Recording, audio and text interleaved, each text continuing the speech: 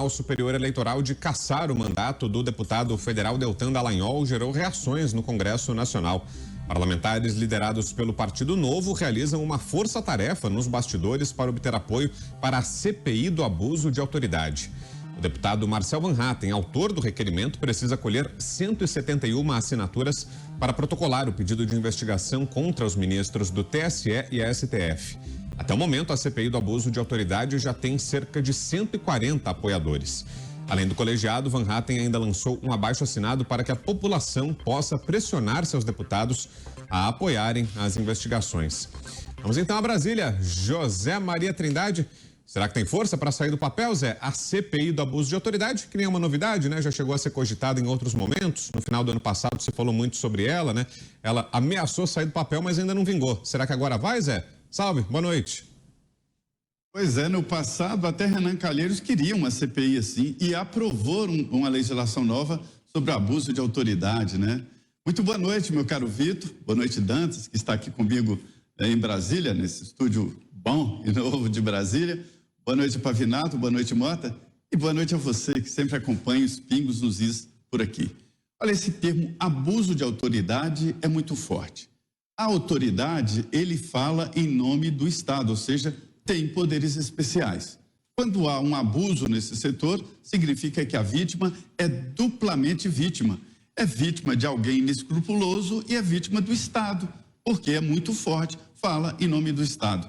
Não há ninguém aqui que não entenda de que esta decisão do Tribunal Superior Eleitoral contra o deputado Deltan Dallagnol foi uma medida muito forte e fora do tempo.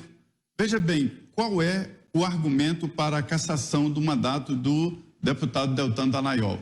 É de que na época que ele apresentou o registro da candidatura, ele não poderia porque estaria inelegível. A causa da inelegibilidade existe mesmo, na lei ficha limpa.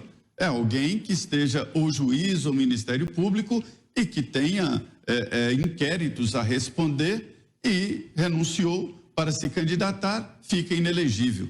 Só que é o seguinte, presta atenção, no ato do registro da candidatura é que a Justiça Eleitoral tem que dizer se aceita ou não.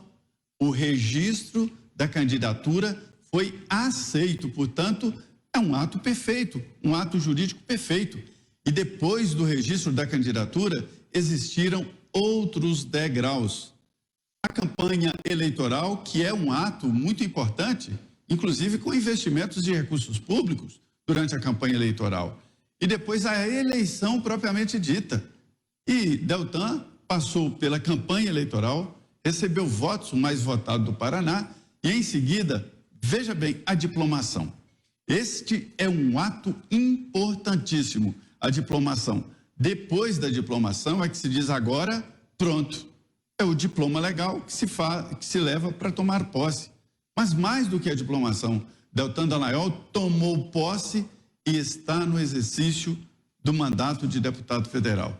Então, só agora a Justiça Eleitoral diz que lá atrás, na recepção do pedido de registro de candidatura, não valeu. Quer dizer, é extemporâneo demais. Então, a gente vê que há uma força.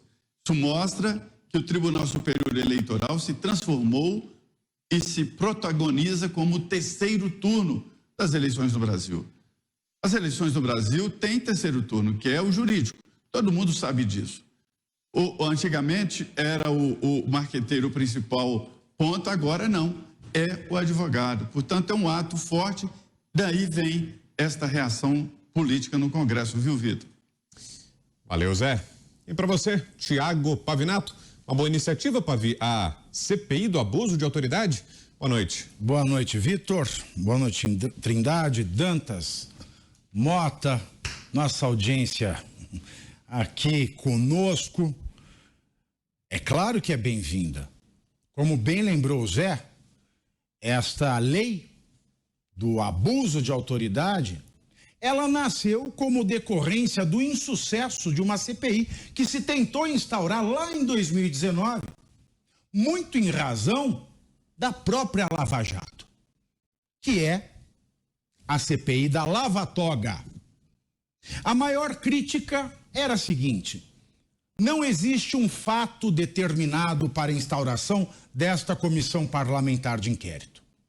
Bom, a demonstração de força do Legislativo foi aprovar uma lei que pune abusos de autoridades policiais, pensando na Polícia Federal do Paraná, de membros do Ministério Público, pensando-se no Ministério Público do Paraná, então chefiado na Operação Lava Jato por Deltan Dallagnol, e membros do Judiciário, em especial, pensando-se em Sérgio Moro. Criou-se essa lei. Então, o policial, ele não pode torturar uma pessoa para obter uma confissão, uma delação, qualquer coisa que seja.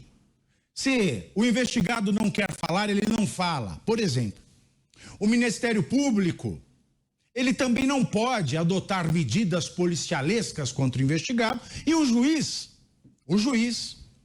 ele passa a ser responsabilizado, ou seja, responsabilizado é uma palavra leve, ele passa a ser criminalizado quando ele decreta uma prisão preventiva sem ter os requisitos para ela, quando ele deixa de relaxar a prisão preventiva, ou seja, deixa de libertar aquele que está preso, quando cessam os motivos para a prisão preventiva, e quando ele toma uma medida que é frontalmente ilegal, totalmente ao arrepio da lei, sem base legal, contrariamente ao que está exposto na lei. Foi feita esta lei.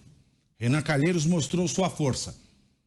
Agora, 4 anos depois, em 2023, nós olhamos para essa lei e fazemos o quê?